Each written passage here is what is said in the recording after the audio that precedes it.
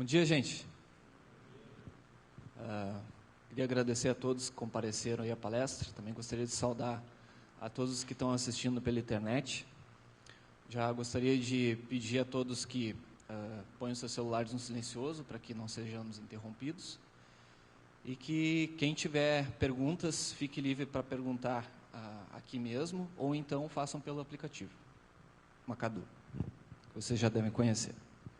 Bom, eu vim falar sobre uma distribuição Linux, que está ganhando bastante popularidade ultimamente. Essa palestra que eu já dei ano passado no FISLE, não mudou muita coisa desde o ano passado, em termos de organização da distribuição, mas se alguém teve ano passado, sinta-se à vontade de ficar aí e assistir mais uma vez. Talvez relembre algumas coisas. Bom, falar um pouquinho de mim primeiro. Eu sou formado em Ciências da Computação na UBRA. Trabalho atualmente como DBA Oracle no Hospital de Clínicas aqui de Porto Alegre. Sou entusiasta Linux, software livre desde 2003 e eu uso Arch desde 2011. Um breve momento de história. Eu comecei a utilizar o Linux. A primeira distro que eu usei foi o Conectiva. Alguém aqui usou o Conectiva? Legal. Ainda bem que eu não estou sozinho. Foi o primeiro contato que eu tive. Depois disso aí, é que nem o mundo das drogas, né? A gente vai procurando coisas mais pesadas e mais pesadas, né? Então eu usei muita coisa aí. Usei Debian, usei Ubuntu, usei Slackware, usei Gentoo, usei um monte de coisa. E depois de ter usado muito dessas coisas, a gente começa a ter uma percepção do que realmente te atrai numa distribuição Linux. E o Arch me trouxe isso aí, e é hoje que eu vim passar isso aí para vocês. Então, o que é o Arch? O Arch Linux é uma distribuição simples e versátil, feita de forma a satisfazer as necessidades do usuário Linux competente. Tá? Isso aí é a descrição que está no site do Arch. Só para esclarecer alguns momentos, como é que se fala, como é que se escreve o Arch. Muitas vezes a gente fica em dúvida em razão disso. Na wiki do Arch, que depois eu vou falar, ela tem as terminologias. Então, o Arch Linux ele pode ser referido como Arch Linux, sendo o Arch separado do Linux, simplesmente como Arch, aí o Linux está subentendido, ou então Arch Linux tudo junto, minúsculo, que daí é o nome que a gente normalmente vê no sistema. Qualquer outra variação disso aí é estranho. E a pronúncia oficial é Arch, como Archer, de arqueiro, né? Não é Arc ou outra coisa do tipo. Então, o que é o Arch? Ele foi criado em março de 2002, por Jude Vinet. Eu não sei se é assim que fala, mas imagino que seja assim. É um canadense. Ela foi inspirada no Slackware, no Crux e no BSD, que não é Linux, é um outro sistema operacional. O foco dele é simplicidade, minimalismo e elegância de código. A instalação base dele é mínima. Então, vocês vão ter só o kernel, algumas ferramentas de compilação ou de listagem de diretórios e o gerenciador de pacotes. E só. A instalação base dele é isso. Ele usa o modelo Only Release, que eu vou falar com mais detalhes em seguida. E o suporte oficial dele é a arquitetura i686 e x8664. Uma das coisas que diferem o Arch das outras distribuições é a filosofia. Então, primeira coisa, simplicidade. Filosofia KISS, né? Quem não sabe o que é KISS é Keep It Simple, Stupid. Mantenha ele simples, estúpido. Sem modificações desnecessárias. Então, ele procura manter os softwares como eles foram desenvolvidos. Eles procuram não modificar coisas para evitar... primeiro, para evitar trabalho, né? E também é uma maneira de corroborar o trabalho que o desenvolvedor fez em cima daquele aplicativo. Se ele precisa ser ajustado para alguma coisa, então ele é ajustado upstream, pelo próprio desenvolvedor. Tá? Exatidão de código acima de conveniência. E eu acho que isso aí é uma filosofia que todo software deveria seguir, né? Que é, se um sistema não faz o que deveria fazer, então o resto não importa. O software ele foi feito por algum motivo, para resolver um problema ou para fazer uma determinada coisa. Se ele não faz isso, ele não serve para nada. Seja proprietário, seja livre, ou o que for.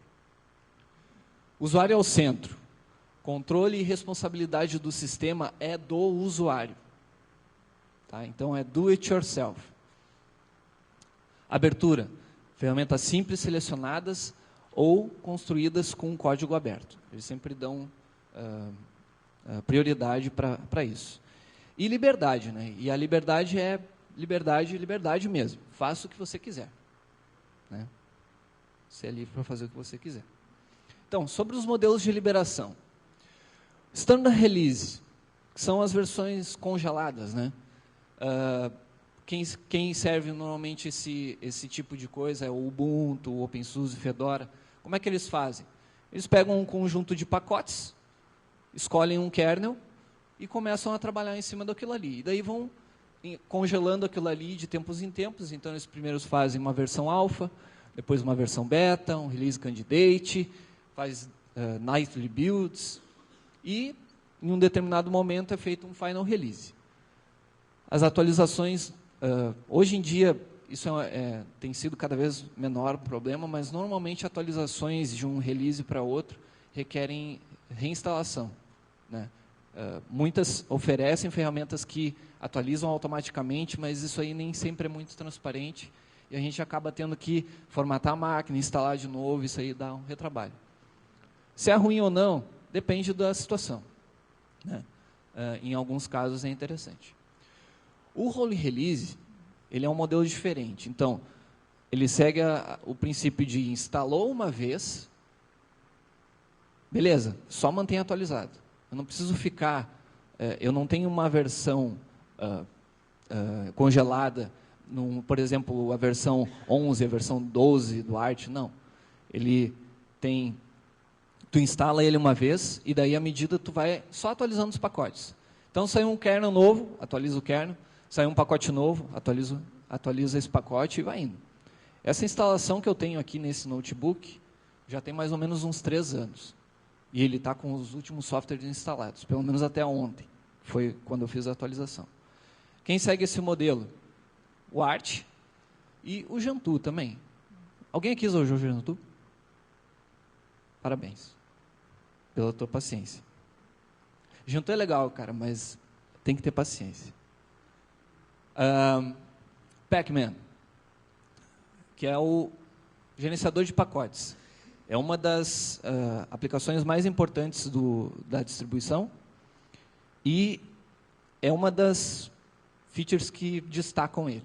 Então, qual é o foco do Pacman? Velocidade e facilidade de uso.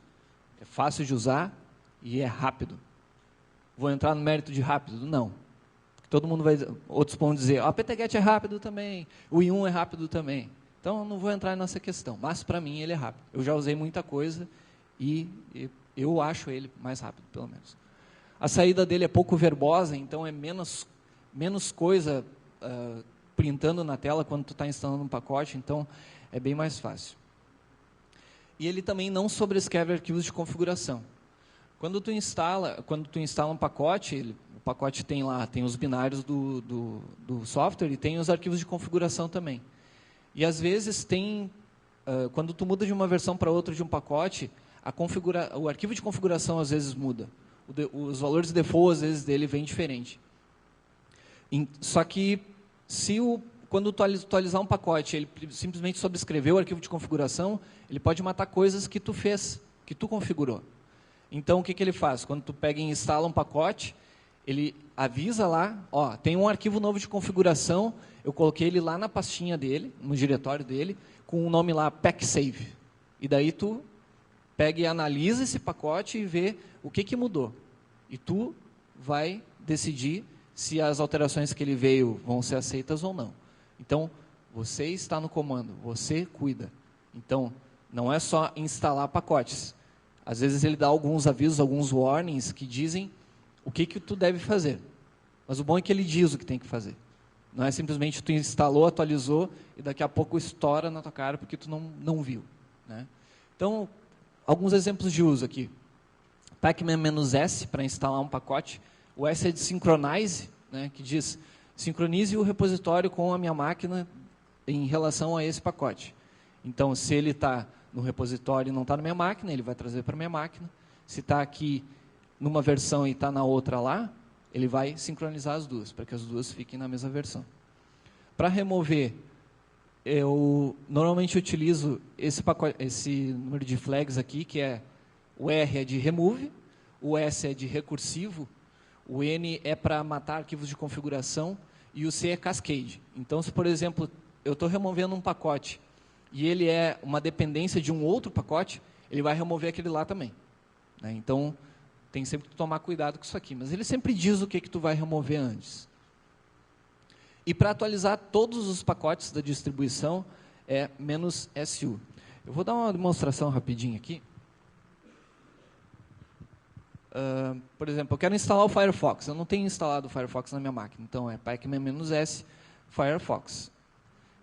Tem que ser root para instalar, né? Então, ele me diz, ó, tu vai instalar esse pacote, isso aqui que eu vou baixar e isso aqui é o que eu vou instalar. Tu quer continuar? Sim, né? Então, ele vai lá, vai buscar o pacote no repositório, né? Vai baixar ele para a minha máquina e daí vai instalar ele, né? Como qualquer outra distribuição faz.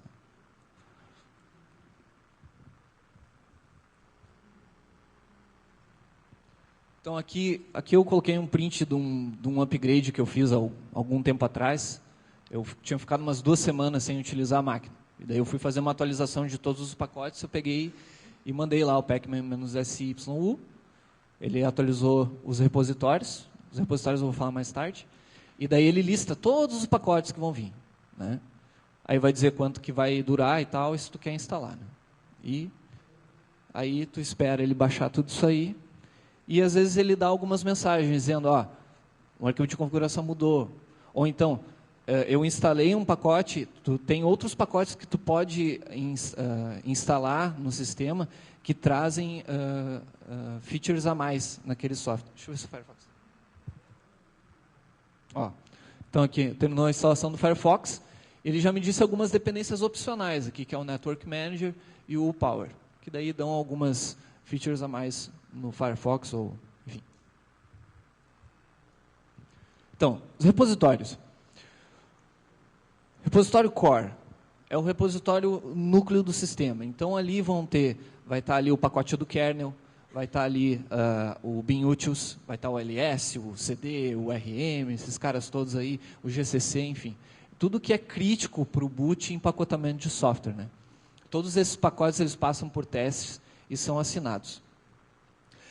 Tem o repositório extra, que são softwares mais utilizados e que não são críticos para isso aqui. Então, vai estar ali o GNOME, o XFCE, vai estar os pacotes de multimídia, linguagens, o Ruby, o Python, vão estar tudo lá. Pacotes Office, LibreOffice, KOffice, enfim, esses caras todos aí.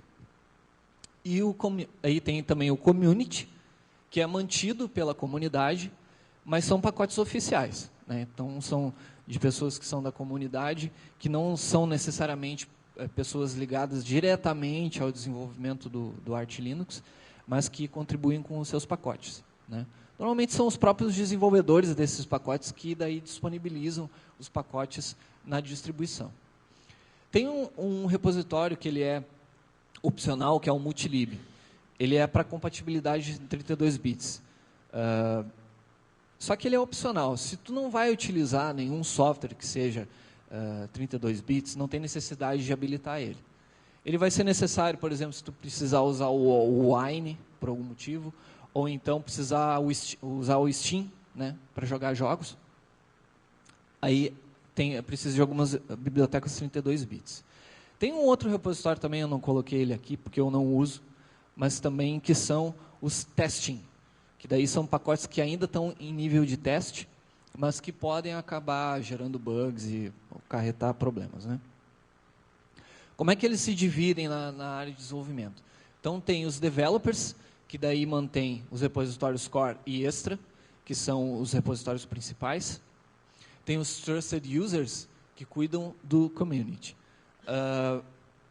Ou são desenvolvedores dos próprios softwares que estão ali, ou então são pessoas que contribuíram com pacotes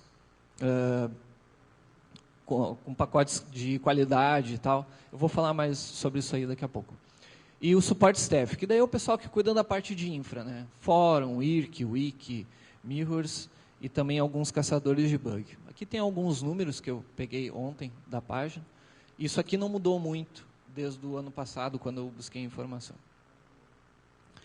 Então, como é que os pacotes do Arch são construídos?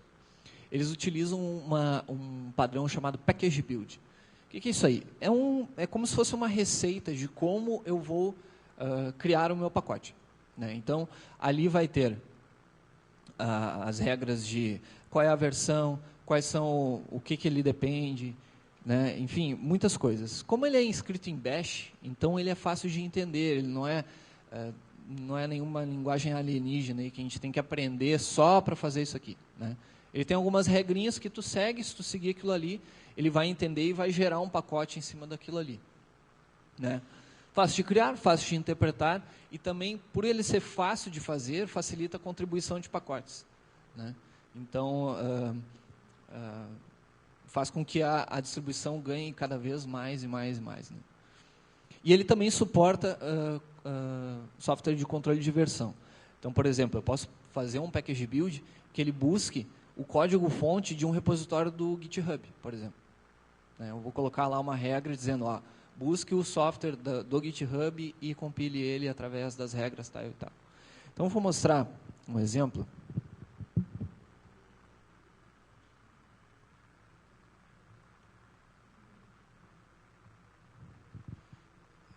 Eu vou mostrar aqui, por exemplo, o package build do Zip, que é o aplicativo para compactar e descompactar arquivos em qualquer distribuição Linux que vocês verem por aí. Então, o que é o package build? É um arquivo só, package build, que pode ter alguns arquivos adjacentes para fazer algum patch, ou às vezes é um ícone para colocar no desktop, ou coisas assim. Então, como é que é mais ou menos um package build? Então, aqui eu vou ter o nome do pacote, a versão, algum identificador que diga o release dele, a descrição, a URL dele, do software, né?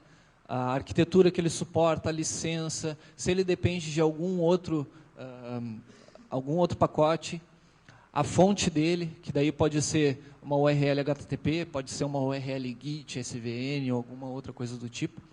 E alguns hashes aqui, que ele faz uma verificação, se o hash daquele arquivo que eu estou baixando é realmente aquele que eu baixei.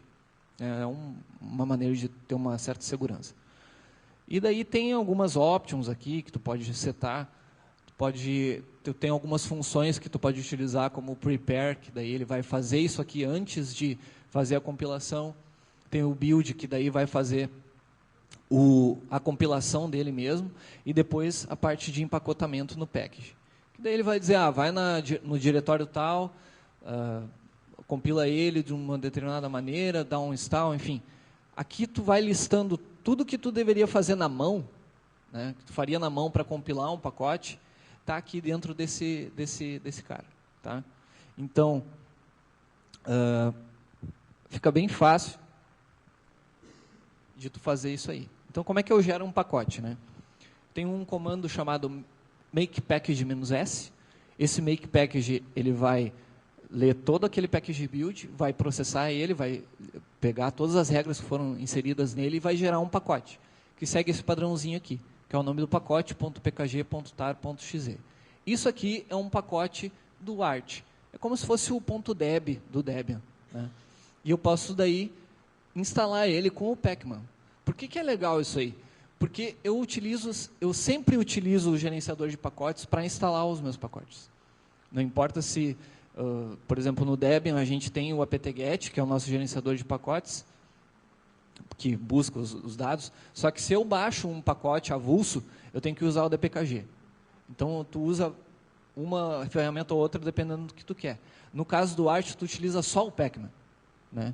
Depois, quando tu quer remover ele, tu remove ele como se fosse um pacote comum, né? Se tu quiser que ele gere o pacote e já instale, aí é só tu colocar a flag i. A configuração do make package fica nesse arquivo aqui, que daí ali tu põe alguma, se tu quiser alguma flag customizada de compilação. Quem usou Gentoo vai lembrar disso aí, provavelmente naquela época também se usava isso aí, deve se usar isso até hoje. Vou mostrar aqui rapidinho. Então, eu mostrei o package build do zip, né? Então, se eu quiser pegar e instalar, gerar um pacote, o que ele está fazendo aqui? Ele está pegando e está baixando os arquivos, né? A saída está um pouco truncada por causa do tamanho da tela, né? Então, ele vai baixar todos aqueles arquivos que ele fez, vai fazer a compilação do pacote, né? Vai rodar tudo que estava lá de regras e terminou de fazer, e aqui ele já gera um pacote que eu posso instalar com o Pacman. Eu não vou instalar porque eu já tenho instalado, tá? Mas só para mostrar. Arch Build System. O que é isso aí? Todos os pacotes do Arch, eles são construídos com package builds, como eu falei agora. E todos os package builds eles são disponibilizados nesse sistema aqui, o ABS. Isso aí segue um pouco a ideia que o BSD tem em relação ao ports, que na verdade é só um lugar onde tem código-fonte ou regras para compilação. Então, tu nunca instala um binário, pega aí, manda, digo aqui, eu quero o pacote tal, ele vai lá, vai baixar o código-fonte e vai compilar aquele cara. Então, são os package builds dos pacotes oficiais da distro. Todos os que estão nos repositórios lá, core, extra, enfim. Inclusive, esse package build que eu mostrei do zip, eu peguei do ABS, né? Então, ele é sincronizado uma vez ao dia, reside por padrão no diretório var ABS, e ele segue a nomenclatura de var ABS, repositório, pacote. No caso aqui, no caso do zip, era o var ABS core zip. Se for o vim, por exemplo, var ABS extra vim. Então, ali vai ter os package builds todos prontinhos. Isso aí possibilita vocês customizarem os pacotes. Teve uma vez que eu estava utilizando o Vim para fazer determinadas coisas e eu precisava habilitar a área de transferência nele. Que copiar e colar nele era meio complicado. E o pacote do Vim, até um pouco tempo atrás, não vinha com essa flag habilitada. Então, eu tive que recompilar o Vim para fazer isso aí. Só que como eu tinha o package build dele, foi fácil. Eu só fui lá, entrei no arquivo dele, habilitei aquela flag. Mandei compilar, ele gerou o pacote, e eu instalei e foi tranquilo. Então, como é muito fácil, relativamente fácil, fazer esses package builds, é impossível a gente não imaginar que pessoas que não estão envolvidas diretamente na distribuição não vão fazer os seus próprios package builds. E como muita gente faz e contribui, então o Arch resolveu fazer um Arch Use Repository, que, na minha opinião, é a killer feature do Arch. Por quê? Todos vocês já devem ter se deparado, ou se ainda não se depararam, vão se deparar, com a situação assim, eu tenho a versão X da minha distribuição, digamos que seja o Ubuntu, e eu quero instalar a última versão de um determinado software. Só que ele não tem no repositório. A versão está desatualizada, ou não existe lá, né? Então, o que tu faz? Ou tu vai garimpar um .deb na internet, só que daí tu não sabe, né? Pode ser um binário lá que tu nunca viu, dependendo do site que tu vai baixar, tu não sabe.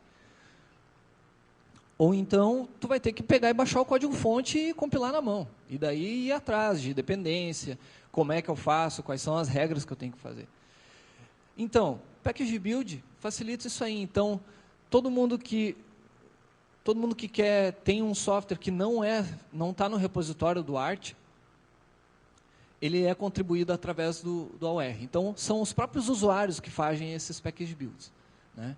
Então, qualquer usuário pode submeter pacotes. Se vocês aqui dizerem, vou usar o Arch, daí, não tem um instalador da minha ferramenta que eu uso lá.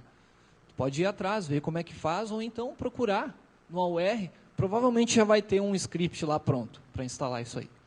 Então, ele facilita muito. E também é uma maneira de tu aprender também, né?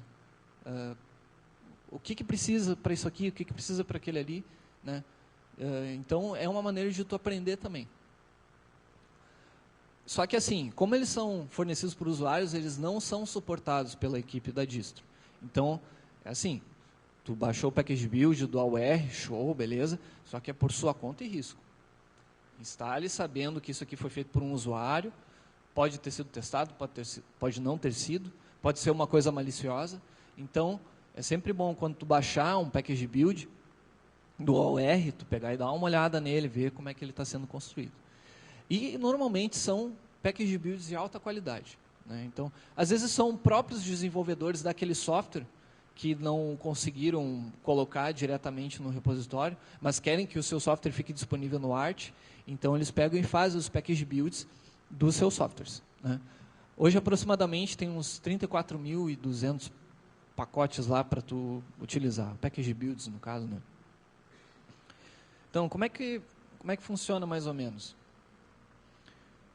Aqui na página do AUR, ele tem a URL dele, é o aur.archlinux.org. Então, se eu quiser procurar algum pacote, digamos que eu, quero o Dropbox, né? Posso fazer a busca lá, ele vai me trazer todos os pacotes que tem Dropbox no nome, né? E aqui eu tenho uma coisa bem legal, que são os volts. Então, quer dizer, como qualquer um pode submeter pacotes, bom, vocês viram aqui quantos pacotes o Dropbox tem. Daí eu disse, mas qual é o quente mesmo? Qual é o melhor? Qual é o de melhor qualidade? Tem um sistema de voting, que são votos. Então, o pacote, à medida que o pessoal vai utilizando, vai dizendo, esse pacote aqui é beleza, ele funciona, tranquilo. Então, eu dou um joinha para ele lá, né? E daí ele fica com votos, né? Então, aqui eu tenho os votos aqui. Normalmente, o que é mais votado é o de maior qualidade, né? Então, eu acesso ele aqui, eu tenho os detalhes dele, né? Isso aqui são algumas informações que também estão no package build. Dependências, eles são requeridos por outros softwares também. O que vem no package build, né? Aqui, no caso, tem o atalho do desktop, tem o ícone dele, tem o serviço que vai lá no systemd, que eu vou falar mais tarde também. E os binários, né, que ele baixa ali. Não necessariamente os package builds são código-fonte. Muitas vezes eles são simplesmente... às vezes são scripts que baixam um .deb, que só tem... às vezes tem um software que só foi empacotado para o Debian, e daí eles baixam aquele pacote e distribuem os arquivos nos locais corretos do Arch, que nem sempre são os mesmos do Debian, né? Então, é basicamente isso aí. Tu vai lá, aí tu faz o download desse snapshot, ele vai baixar esses arquivos que estão aqui. Eu não vou mostrar para não pegar muito tempo, tá? Ele vai baixar esses caras aqui, tu vai lá no diretório, dá um make package -s, gera o pacote e instala na tua máquina. Tem programas que auxiliam nisso aí, mas eu vou falar isso aí em seguida. Tá?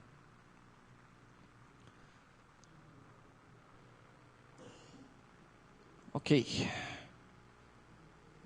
Como é que eu gero um pacote do AUR? Mesma coisa, né? Do package build. Eu vou ter lá o package build, eu vou baixar, né, o tarball, aquele snapshot que eu falei, e tu vai rodar esse comando e vai instalar ele, assim como tu faria com qualquer outro package build. Para auxiliar nessa parte de instalação e baixar package build, não sei o quê, às vezes o pessoal pode acabar se perdendo, daí ele não sabe, mas esse aqui é o mais atual, não é, esse aqui eu baixei, já gerei, enfim. Então ele tem alguns helpers, que é o Yort, que alguns chamam de iogurte, não sei porquê, PackAUR, Core e esses outros aqui que eu não vou saber dizer se eles são bons ou não, porque eu não uso. Eu basicamente uso esses três aqui. Então, o que o Yort faz, por exemplo? Há um tempo atrás, me mostraram um joguinho chamado Minecraft. E, bom, alguém aqui já joga Minecraft? Só tu, cara. Tá certo. Na época foi um hype, né? E eu me lembro que na época era muito difícil de instalar o Minecraft no Linux, em qualquer distribuição, né? Então, eu tinha que baixar um jar, aí setar algumas coisas e tal, não sei o quê.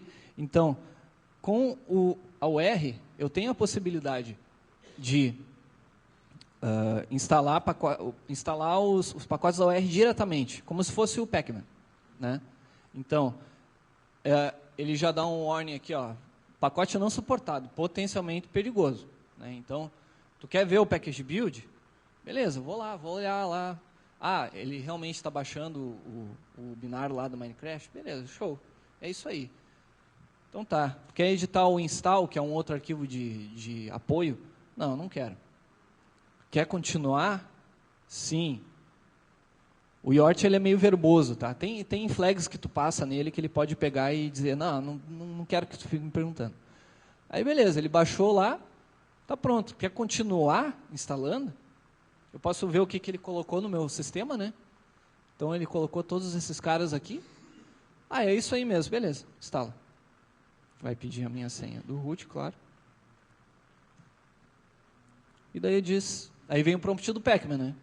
Minecraft latest, show, beleza. Então tá aqui, tá instalado.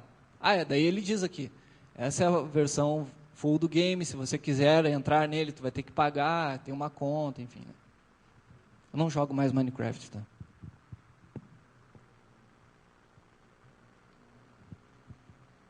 Beleza. Se estender. Hoje não tem tanto... Tem um pouco de hype ainda, mas teve muito na época. E gerou muito ranço também, né? O se estender, ele foi mencionado, se eu não me engano, numa palestra ontem sobre análise forense. Não sei se o palestrante está aqui. Não? Bom, ele falou um pouco sobre o se estender, que é basicamente um sistema que cuida da inicialização de serviços e outras coisas no Linux. Então, em vez de tu ter os init scripts que era utilizado, então o sysinit, que tu dava lá um etc initd, nome do script, start, stop, enfim. O systemd veio para resolver isso aí e também para resolver alguns outros problemas. Eu não vou entrar muito no systemd, porque o systemd é uma palestra inteira, talvez até duas. Mas ele foi adotado pelo Arch em 2012. Foi uma das primeiras distribuições. Acho que a primeira distribuição que adotou o systemd foi o Fedora. E o Arch veio logo em seguida. Por que o Arch adotou? O Arch ele tem como eu falei antes, a filosofia do Arch é manter as coisas simples. Tá, mas como é que tu vai simplificar uma coisa com o systemd, que é um troço novo, que ninguém conhece, não sei o quê. Não, é para realmente utilizar o que tem de mais atual na parte de administração de serviços e tal. E era uma tendência que muitas distribuições acabariam adotando isso aí. Porque manter o sistema de init no Arch, para os desenvolvedores, eles achavam muito difícil, muito trabalhoso. Dava muito trabalho. Inclusive para quem desenvolvia o software e os pacotes. Então, vamos fazer o systemd, vamos colocar ele no Arch. E em 2012 ele entrou. Um monte de gente diz, nunca mais uso o Arch, porque eu uso o systemd, porque eu não vou usar isso aí, porque é ruim. Enfim, hoje tem muita gente que não deu bola para isso, eu fui um que peguei essa transição. Teve vários artigos no fórum dizendo como é que tu fazia para migrar. Na época eu ainda estava testando o Arch, então eu resolvi simplesmente matar a instalação que eu tinha, instalar e deixar zerinho, para não ter trabalho mais. Ele substituiu um esquema de inicialização que o Arch tinha, que era muito bacana, porque ficava toda a configuração de serviço e máquina, de IP, de rede, de nome, ficava num arquivo só, né? Se eu não me engano, o BCD tem um esquema parecido com isso aí. que era um arquivo só. Então, tu colocava lá, o nome da máquina era ali, o locale era ali, o IP era ali, as interfaces de rede, enfim. A ordem que os serviços iam inicializar era tudo num arquivo, era bem legal, era bem centralizado naquilo ali. Só que manter esse esquema todo aí era muito complicado. Então, eles fizeram, gerou muita polêmica na época, né? Ainda... Agora, quem está entrando no Arch já está pegando o SystemD, então não tem que reclamar. Então tá, como é que eu instalo isso aí? Uma má notícia. O Arch ele tem um live CD que tu pode baixar no site lá e tal. Só que a instalação dele é manual, ele não tem um instalador. Opa, cara, tá louco. Que troço arcaico, em pleno 2016, tu tem que instalar manualmente o negócio. Aí, como é que é essa instalação? Tu faz o boot pelo live CD, tu configura a rede, porque tu precisa da rede para buscar os pacotes. Ele já instala o Arch atualizado, com os últimos pacotes, né? Então, tu não instala primeiro com um software antigo e depois tu atualiza, tu já instala atualizado. Aí tu particiona o disco, monta essas partições que tu tem, roda esse comandinho aqui que vai instalar o Base e o Base Devel, que são metapacotes para instalar a base do Arch, daí dentro da partição que eu vou fazer. Tu ajusta o FS-Tab, para que depois, quando ele inicializar, ele vai entrar no cara certinho. Faz um Arch Show Root, que daí ele já pega e faz o chroot, já monta o dev, o proc, o sys lá, faz o chroot bonitinho já. Aí tu configura o locale, configura o idioma do teclado, seta time zone, seta hostname, seta a senha do root, seta a senha do teu usuário também, cria o teu usuário, seta a senha do teu usuário, instala e configura o Groovy, e depois instala tudo. Instala o Gnome, instala o XFCE, instala o Firefox, instala o Chrome, enfim. Parece muito trabalho. Bom, é trabalhoso. Isso eu tenho que dizer, é trabalhoso. Mas não é complicado, não é difícil. Mas como é que eu vou saber como fazer tudo isso aqui? O Arch tem um negócio muito, muito, muito, muito legal, que é a Wiki, a Arch Wiki. Toda distribuição tem uma wiki, sim, mas nenhuma tem uma wiki que nem a do Arch. O Arch deve ter uma das melhores wikis entre todas as distros que nós temos aí. A do Gentoo era muito boa, a do Arch ainda eu acho que é melhor. Então, ela é uma wiki não só de Arch Linux, ela é uma fonte de pesquisa também para o próprio Linux, para tu saber como uma distribuição funciona. Eu quero instalar o Steam, eu quero jogar no meu computador. Beleza, tu vai procura lá na wiki, Steam.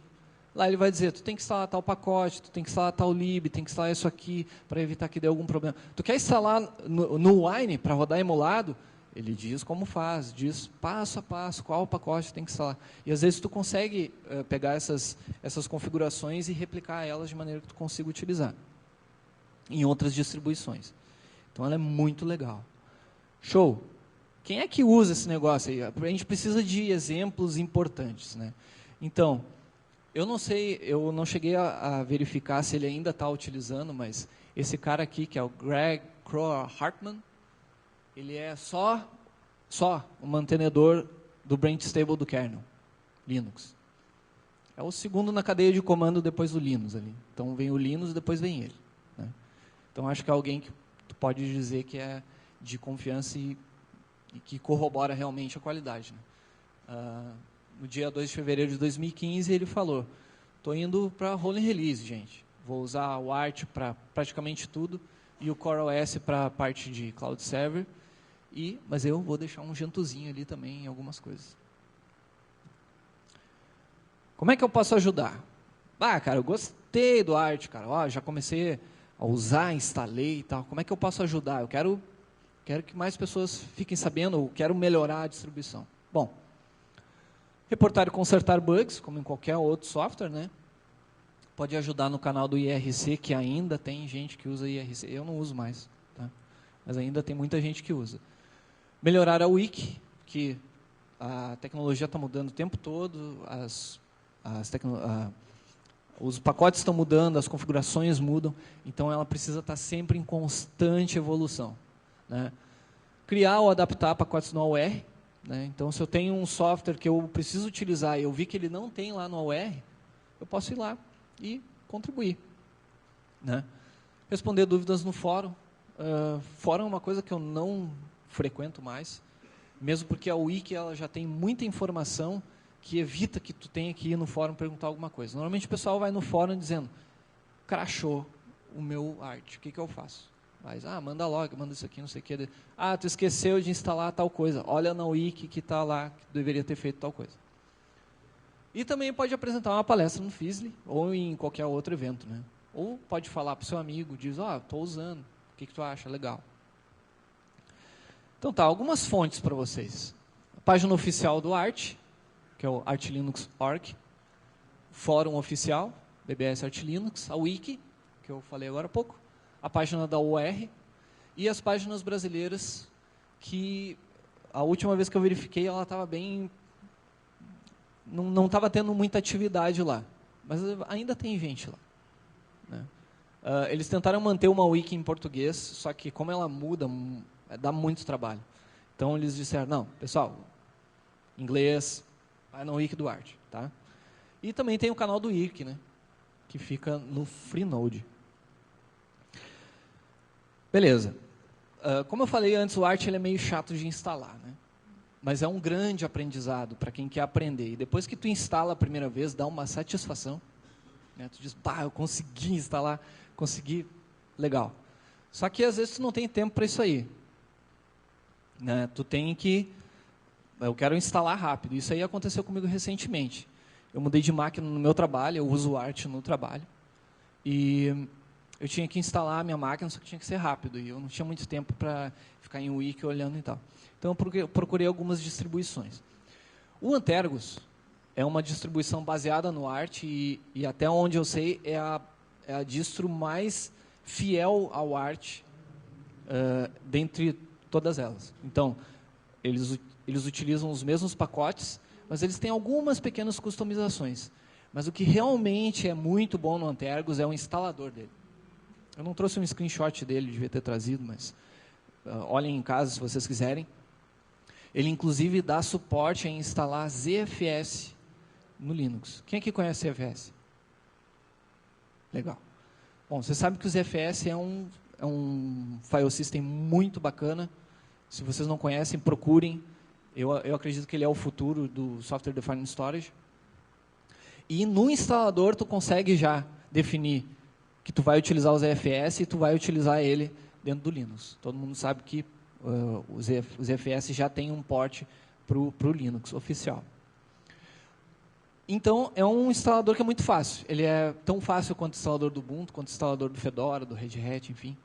Então, tu vai lá, next, põe o nome da máquina, põe isso aqui, eu quero o Gnome, eu quero o Mate, ele já instala tudo pré-definido, tudo bonitinho. E depois disso aí, tu vai crescendo em cima daquilo ali, né? Parábola, que teve uma palestra sobre Parábola, acho ontem ou anteontem, não lembro, que é o Parábola, que é o Art Linux 100% livre. Porque o Art ele tem coisas que não seguem à risca todos tudo que a Free Software Foundation diz lá, tudo que recebe o amém do Stallman. Então, eles pegaram o Art, basearam a distribuição deles no Art, só que 100% livre. Art Linux ARM, que é um projeto à parte do Art, que é o Art voltado para a arquitetura ARM. A gente teve uma palestra no primeiro dia. O palestrante está aqui? Não? Beleza. Que é um projeto bastante legal, que é o Art para rodar em ARM. Né? Dispositivo embarcado, teoricamente poderia rodar num celular, poderia rodar nos BeagleBones, Raspberry Pi e outras coisas assim. O Talking Art, que é uma distribuição interessante, ela é uma distribuição para usuários cegos. Então, ele não tem interface gráfica, é só texto falado. Né? E muitas outras distribuições, né, que estão aí no meio. Né? Manjaro é um negócio que tenta fazer o Art Linux virar um standard release, que é um troço muito esquisito.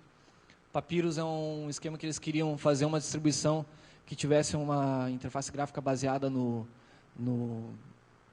naquele design do Google, acho que é um Material, uma coisa assim. O Art Assault, que seria o análogo do Kali, então, ferramentas de teste de penetração. O ArtBang, que é o análogo do CrunchBang. O ArtBSD, que é um Art rodando com kernel BSD, Eu nem imagino como é que deve ser isso aí. E o Chakra, que é uma das distros mais antigas, baseadas em Arch, que usa o KDE como base, enfim. Bom, gente, era mais ou menos isso aí que eu queria dizer. Eu utilizo o Arch já há mais ou menos uns 3 anos. Antes disso, instalei ele em VM para testar, para ver como é que funcionava, para entender como é que ele funcionava. E aprendi muito, muito mesmo sobre distribuições e sobre o Linux em geral, como ele é configurado, onde é que ficam os arquivos de configuração, onde é que ficam, como é que ele funciona lá por baixo. É uma experiência muito legal. Se tu não for utilizar como na tua máquina principal, pega e instala ele numa VM. Tenta instalar ele manualmente, ver como é que funciona. Vocês vão ver, a mente você vai fazer assim, ó, sabe? Vai dar um mind blowing mesmo. Tá? Perguntas? A gente pode ver as do Macadu. E se alguém tiver uma pergunta aqui também, sinta-se à vontade de levantar a mão. Não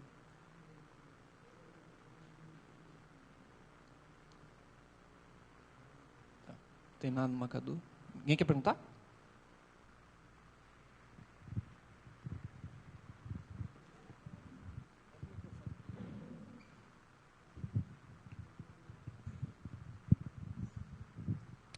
Pode ativar aqui. Bom dia. Bom dia. A pergunta se baseia na questão da versão dos pacotes em si. Eu percebo que no Debian, por exemplo, em função da questão de manter o pacote numa release stable, né, eles, em função dessa decisão, eles utilizam, na grande maioria das vezes, pacotes que não são os últimos lançamentos. Eles utilizam pacotes mais antigos. Por exemplo, se eu fosse instalar o pacote do Samba Active Directory no Arch, hoje, por exemplo, sabe me dizer em qual versão do pacote nós estamos hoje no Arch? Se nós fizéssemos Olha, provavelmente seria a última versão estável daquele pacote, mas a versão estável do desenvolvedor. Né? Então, não é a versão estável que a distribuição vai me dizer que é estável. Né? Eles não têm aquele teste vou falar paranoico, mas não é essa palavra, mas o teste paranoico que o Debian faz em todos esses pacotes, né? Que daí congela e deixa o pacote desatualizado um tempão mais estável. Né? O Arch ele mantém sempre a última atualização estável do pacote, dada pelo desenvolvedor. Né? Então, deve estar na última versão. A gente pode até fazer uma busca aqui no Pacman e ver. Obrigado. Pergunta lá atrás?